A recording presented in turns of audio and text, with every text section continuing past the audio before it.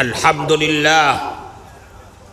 لله نحمده ونستعينه ونستغفره ونؤمن به ونتوكل عليه ونعوذ بالله من شرور أنفسنا ومن سيئات أعمالنا من يهده الله فلا مضل له ومن يضلله فلا هادي له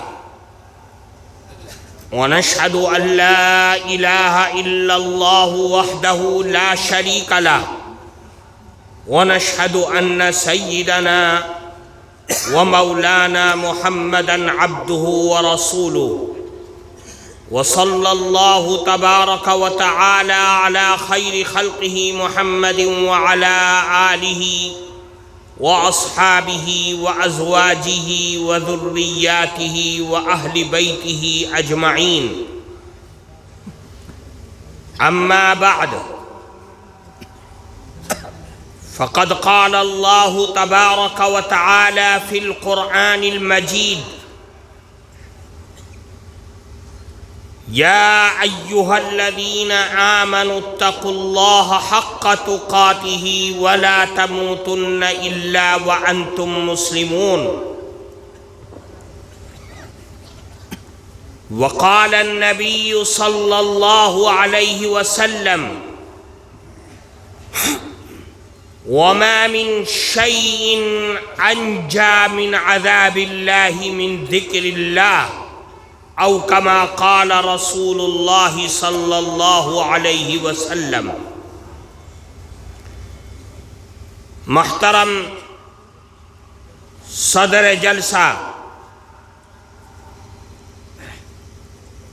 حضرات علماء کرام اور اس سبھا میں موجود ہمارے معزز بزرگوں اور عزیز دوستو،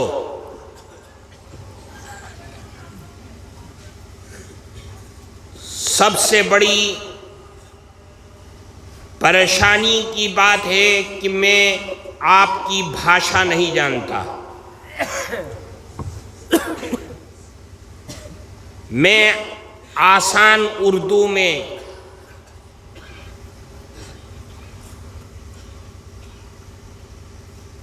آپ کے سامنے چند باتیں رکھنے کی کوشش کروں گا. اگر آپ غور سے سنیں گے تو انشاءاللہ سمجھ میں آئے گی.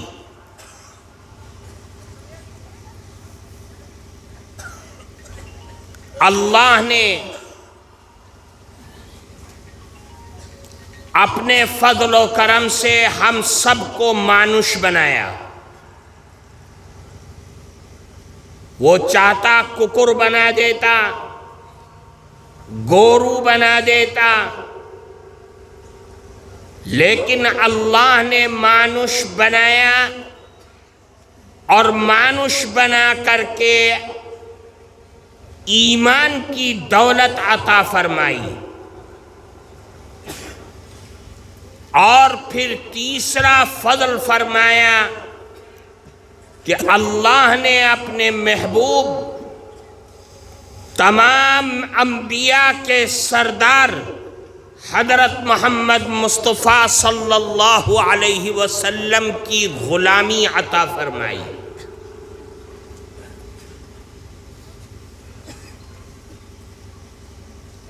اللہ رب العزت والجلال نے قرآن میں جگہ جگہ تمام مانوش کو، سب کو حکم فرمایا کہ اے ایمان والوں، اپنے پربھو سے، اپنے اللہ سے ڈرو. کیا مطلب؟ یعنی تمہارے انتر میں پربھو کا بھے ہونا چاہیے. بجی اگر تمہارے انتر میں پربھو کا بھے ہے تو اس کا مطلب یہ ہے کہ انتر کیونکہ بادشاہ ہوتا ہے پورے جسم کا. اگر بادشاہ میں پربھو کا بھے ہے تو تمہاری چوک حرام نہیں دیکھے گی،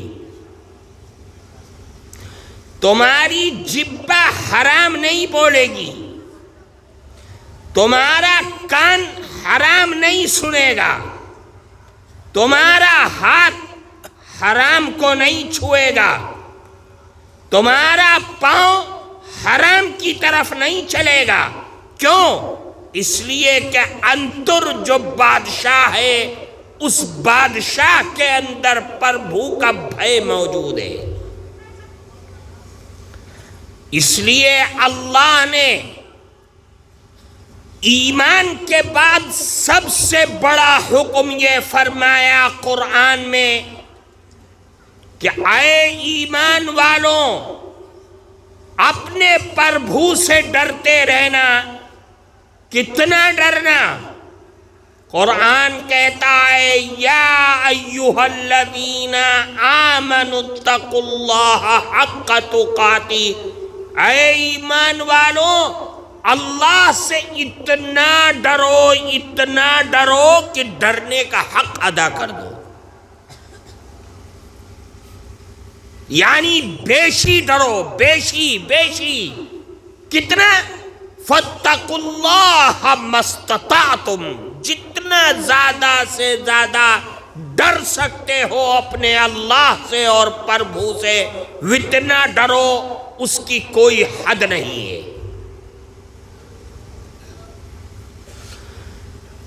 کب ڈرو؟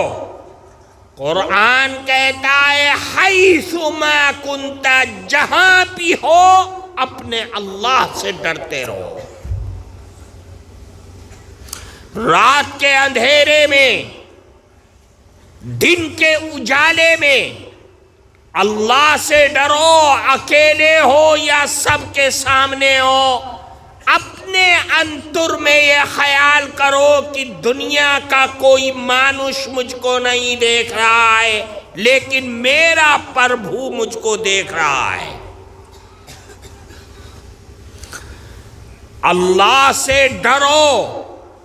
اللہ سے ڈرو گے تو اللہ کی طرف سے انعام ملے گا. اللہ نے قرآن میں فرمایا وَمَن يَتَّقِ اللَّهَ يَجْعَل لَّهُ مَخْرَجًا وَيَرْزُقْهُ مِنْ حَيْثُ لَا يَحْتَسِبُ. اللہ سے ڈرو. اللہ تم کو اس ڈر کی بنیاد پر تمہارے دل میں جتنا زیادہ سے زیادہ بھے اللہ کا ہوگا، حرام سے بچو گے، حرام کے شبہ سے بھی بچ جاؤ گے تو اللہ تم کو پریشانیوں سے نجات عطا فرمائے گا اور تمہاری روزی میں برکت پیدا فرما دے گا. پھر فرماتے وَمَن يَتَّقِ اللَّهَ يُكَفِّرْ عَنْهُ سَيِّئَاتِهِ وَيُعْظِمْ لَهُ أَجْرًا. اپنے پربھو کا بھے پیدا کرو. جو مانوش، جو ناری اپنے اللہ سے ڈرتا رہے گا یا ڈرتی رہے گی، اللہ اس کے گناہوں کو معاف کر دیں گے اور اس کے عبادت، نماز، روزہ، نفلیں، صدقات، خیرات، ان تمام کی قیمت اور بھاؤ کو بڑھا دیں گے. اللہ کے ڈرنا، اپنے پربھو سے प्रभु का भय पैदा करना, ये मुसलमान के लिए सबसे बड़ी दौलत है। अल्लाह का भय कैसे पैदा होगा? उसका आसान रास्ता, सबसे शॉर्टकट रास्ता, फरमाते अगर ये चाहता है कि तेरे दिल में अल्लाह का खौफ और डर पैदा हो जाए, तो आए मुसलमान, अल्लाह का कसरत से जिक्र कर, अल्लाह का नाम ले, प्रभु के नाम की रट लगा, इतनी रट लगा, इतनी रट लगा कि तेरी जुबान जब उठे तब प्रभु का नाम ले। अल्लाह ने जिक्र के बारे में फरमाया कितना करो, या अय्युहल्लज़ीना आमनुज़्कुरुल्लाह ज़िक्रन कसीरा। अल्लाह ने जिक्र की कोई हद मुतय्यन नहीं की, फरमाया कि अल्लाह का जिक्र करो कसरत से, जितना ज्यादा से ज्यादा कर सकते हो अल्लाह का जिक्र करते रहो। अल्लाह का जिक्र करोगे तो अल्लाह की मोहब्बत और उसका डर तुम्हारे अंदर में पैदा हो जाएगा। कब करो? कुरान कहता है फज़्कुरुल्लाह क़ियामन व क़ुऊदन व अला जुनूबिहिम। अल्लाह का जिक्र करो, खड़े बैठे लेटे हर हाल में अल्लाह का जिक्र करते रहो। अल्लाह का जिक्र और प्रभु का नाम लेना, उसके नाम की रट लगाना, माला जपना, ये बहुत बड़ी दौलत है। जिसको मिल जाए दुनिया और आखिरत की दौलत उसको मिल गई। अल्लाह का जिक्र हदीस में आता है, एक सहाबी ने अल्लाह के नबी से सवाल किया, फरमाया अय्युल इबादी अफज़लु व अरफ़अु दरजतन इंदल्लाहि यौमल क़ियामा। आए अल्लाह के नबी ये बताइए कि दुनिया में सबसे बेहतरीन मानुष कौन है, सबसे बेशी भालो मानुष कौन है? एक सवाल फिर पूछा कि आए नबी ये बताइए कि कल क़यामत के दिन जब सारे मानुष एक जगह जमा होंगे तो हश्र के मैदान में सबसे ऊंचे मकाम पर कौन मानुष होगा? सबसे ऊंचे बुलंद मकाम पर। अल्लाह के नबी ने फरमाया क़ाला अज़्ज़ाकिरून अल्लाह कसीरन वज़्ज़ाकिरात, कि दुनिया में सबसे बेहतरीन मानुष और कल क़यामत के दिन सबसे ऊंचे मकाम पर वो लोग होंगे जो दुनिया में बेशी अल्लाह का जिक्र करते थे, और जिक्र करने वाले मानुष और जिक्र करने वाली औरतें। जितना ज्यादा से ज्यादा अल्लाह का जिक्र करते थे। अल्लाह के जिक्र में बड़ी ताकत है। सहाबी ने सवाल किया, बड़ी हैरत हुई, कहा कि आए अल्लाह के नबी, क्या अल्लाह के रास्ते में जिहाद करने से भी ज्यादा अफजल अल्लाह का जिक्र है?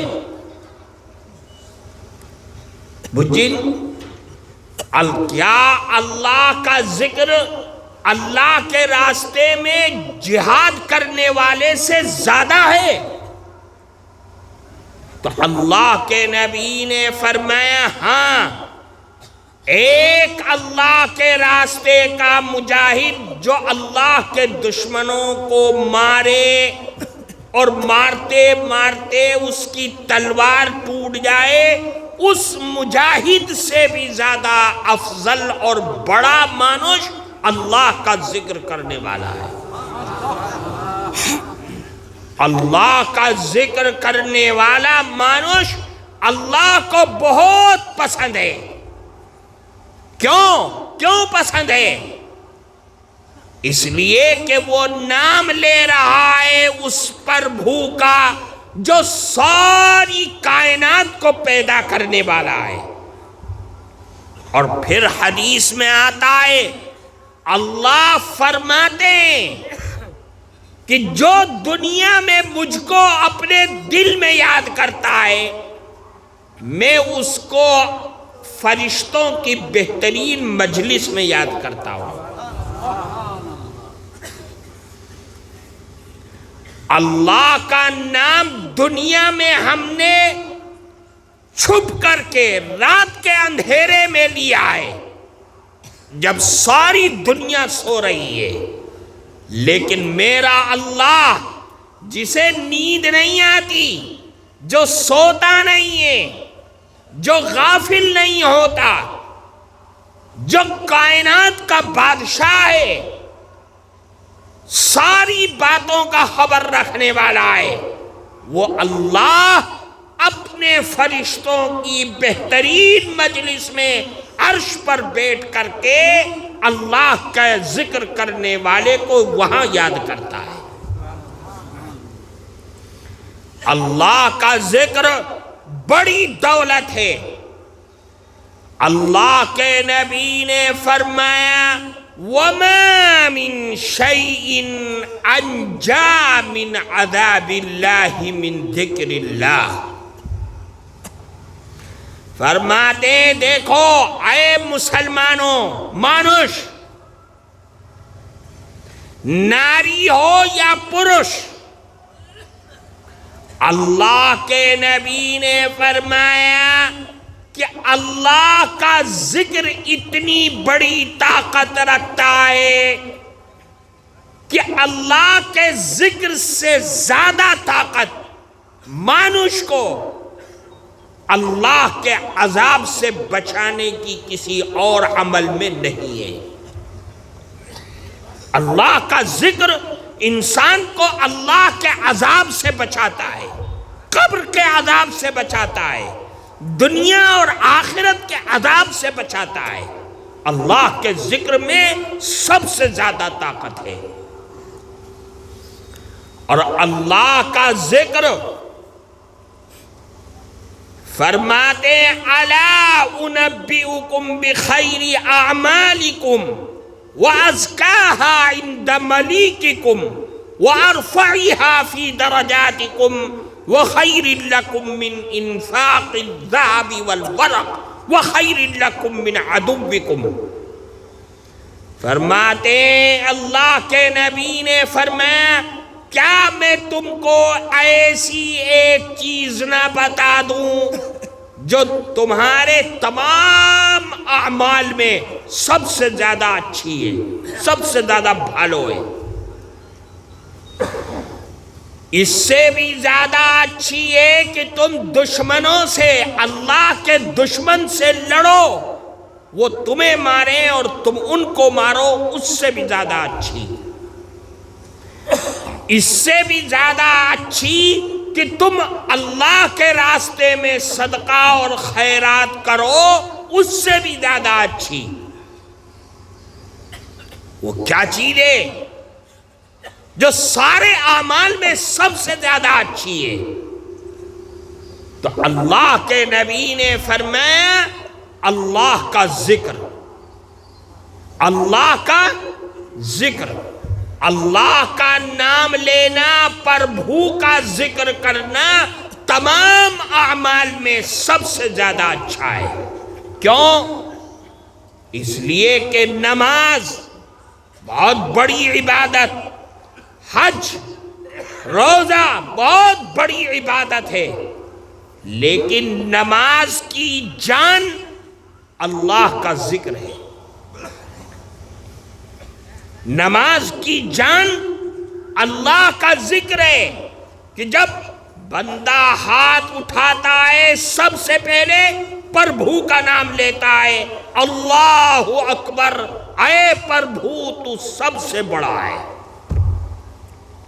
اٹھتے بیٹھتے رکوع سجدہ قومہ جلسہ قیام ہر جگہ اگر ہے کچھ تو وہ اللہ کا ذکر ہے، اللہ کی پاکی بیان کرنا، پربھو کا نام لینا اٹھتے بیٹھتے. اور پھر جب نماز سے باہر آئے گا تو کہتا ہے السلام علیکم ورحمت اللہ. اللہ کے نام سے شروع ہے اور اللہ کے نام ہی پر ختم ہے. تو نماز کی جان کیا ہوئی؟ اللہ کا ذکر. حج بہت بڑی عبادت ہے. جس کو حج کی طاقت ہے اس نے اگر حج نہ کیا اور مر گیا تو اللہ کے نبی فرماتے ہیں وہ یہودی مرے یا نصرانیوں کے مرے، ہم سے کوئی مطلب نہیں. اس حج کی جان اور روح اللہ کا ذکر ہے. جب حاجی حج کرنے جاتا ہے 2 رکعت نماز پڑھتا ہے، احرام باندھتا ہے. اب حج شروع ہو رہا ہے تو سب سے پہلے احرام باندھ کر کے کیا رٹ لگاتا ہے؟ لبیک اللہم لبیک لبیک لا شریک لک لبیک ان الحمد والنعمت لک والملک لا شریک لک. یہی تو ہے اللہ کا ذکر کہ اے اللہ میں حاضر ہو گیا، تیری ہر چاہت اور ہر حکم پر مر مٹنے کے لیے میں حاضر ہو گیا. تیرا کوئی شریک نہیں ہے، تو اکیلا ہے، تنہا ہے، تیرا کوئی نہیں. میں تیرے حکم پر اپنی گردنوں کو قربان کرتا ہوں. پھر چلتا پھرتا طواف کرتا سعی کرتا ایک رٹ ہے، اے اللہ تو ہی پاک ہے، تو ہی بے عیب ہے، تو ہی اکیلا ہے، تو ہی تنہا ہے، تیری ہی بادشاہت ہے آسمانوں میں بھی اور زمین میں بھی. ایک ہی رٹ ہے. روزہ رمضان کا رکھتا ہے، رمضان کا روزہ بڑی عبادت ہے، لیکن اگر روزہ رکھ کر کے اس نے اللہ کا نام نہ لیا تو علماء نے لکھا ہے وہ روزہ نہیں ہے، وہ تو بھوک سے اور کھانا نہ کھانے کی ایک ترکیب ہو گئی، وہ تو بھوکا رہنا ہو گیا. روزہ تو وہ ہے جس میں اللہ کا نام کثرت سے لیا جائے، قرآن پڑھا جائے، تسبیح پڑھی جائے، اللہ کے نام کی رٹ لگائی جائے، اسی کا نام تو ہے روزہ. پتہ یہ چلا تمام عبادتوں کی جان اور روح اللہ کا ذکر ہے. اللہ کا ذکر کیا کرو؟ لا الہ الا اللہ، لا الہ الا اللہ، لا الہ الا اللہ، لا الہ الا اللہ. کتنی بڑی طاقت رکھتا ہے. حدیث میں آتا ہے حضرت موسیٰ علیہ السلام نے کہا اے اللہ مجھے اپنا خاص ذکر عطا فرما دیجیے کہ میں تیرا نام لیتا رہا. اللہ نے فرمایا اے موسیٰ لا الہ الا اللہ پڑھا کرو. کہ اللہ یہ تو ہر مسلمان پڑھتا ہے، ہر انسان، ہر تیرے نام لینے والے یہی کلمہ پڑھتے ہیں، کوئی خاص دے دے. تو اللہ نے فرمایا اے موسیٰ لا الہ الا اللہ ہے کیا تمہیں معلوم ہے؟ فرماتے لا الہ الا اللہ کی طاقت اور اس کا وزن 7 آسمان اور 7 زمین سے زیادہ بھاری ہے۔ کیا مطلب؟ اگر ایک پلڑے میں 7 آسمان 7 زمین رکھ دیا جائے اور دوسرے پلڑے میں پلڑا بجن دوسرے پلڑے میں لا الہ الا اللہ کو رکھ دیا جائے تو وہ پلڑا جھک جائے گا۔ لا الہ الا اللہ فرماتے ہیں حدیث میں آتا ہے افضل الذکر لا الہ الا اللہ، تمام ذکر میں سب کا بادشاہ لا الہ الا اللہ ہے۔ اللہ کا ذکر کرو، کثرت سے کرو۔ کتنا کرو؟ فرماتے ہیں کہ ذکر کرو حتی یقالو انہو مجنون، یہاں تک کہ لوگ کہنے لگے کہ یہ تو پاگل مانوش ہو گیا، یہ تو پاگل ہو گیا، یہ تو اتنا کرو۔ دنیا کہہ رہی ہے یہ پاگل ہو گیا، لیکن اس نے اللہ کا ذکر کر کے دنیا ہی میں جنت کو خرید لیا ہے۔ اللہ کا ذکر کرو، سبحان اللہ و بحمدہ سبحان اللہ العظیم، اللہ کا ذکر ہے۔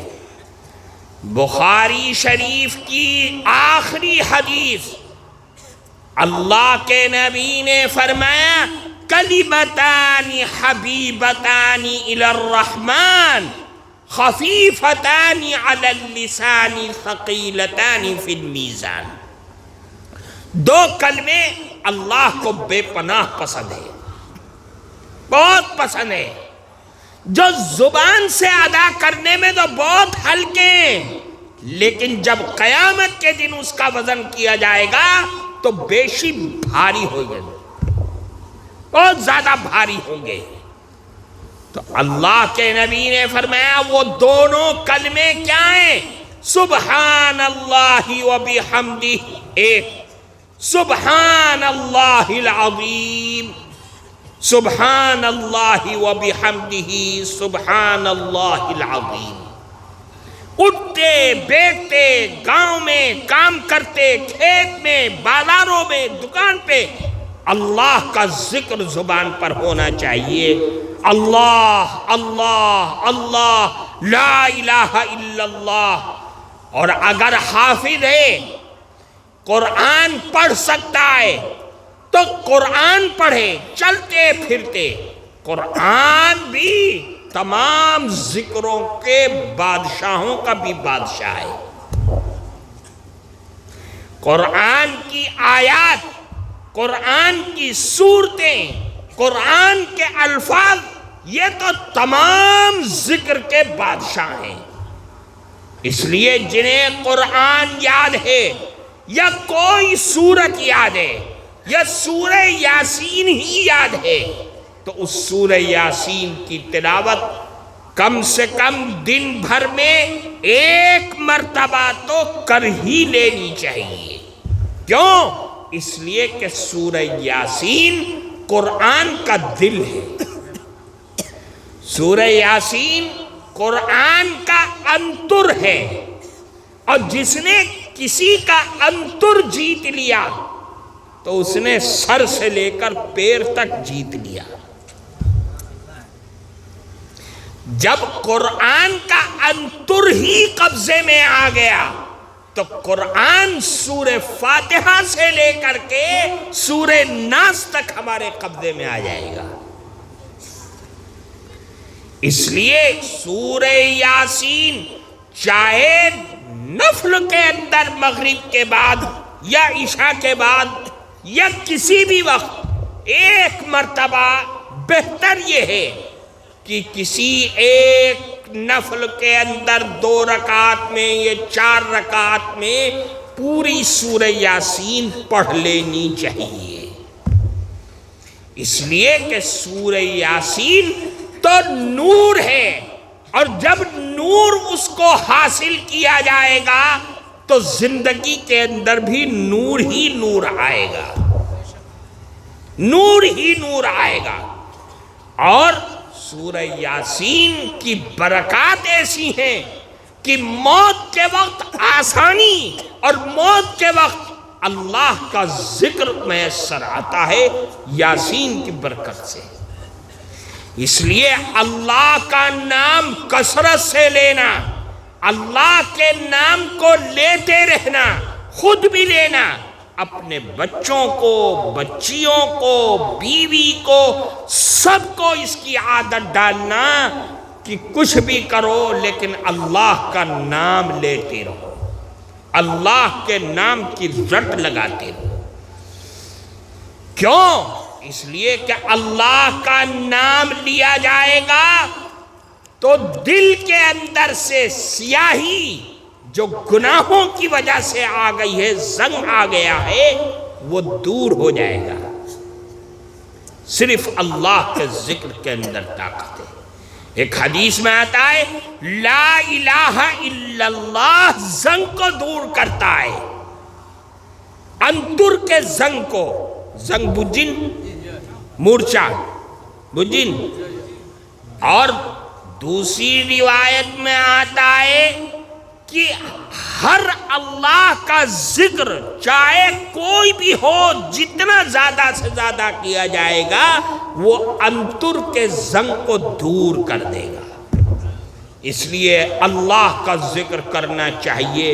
اللہ ہم سب کو اپنے ذکر کی حلاوت عطا فرمائے، ذکر کا عادی بنا دے، اپنے سے ڈرنے کی توفیق عطا فرما دے، اپنی مرضیات پر چلنا آسان فرمائے، نامرضیات سے حفاظت فرمائے، تمام بیماروں کو شفا عطا فرمائے، تمام پریشان حال لوگوں کی پریشانیوں کو دور فرمائے۔ وآخر دعوانا ان الحمد للہ رب العالمین۔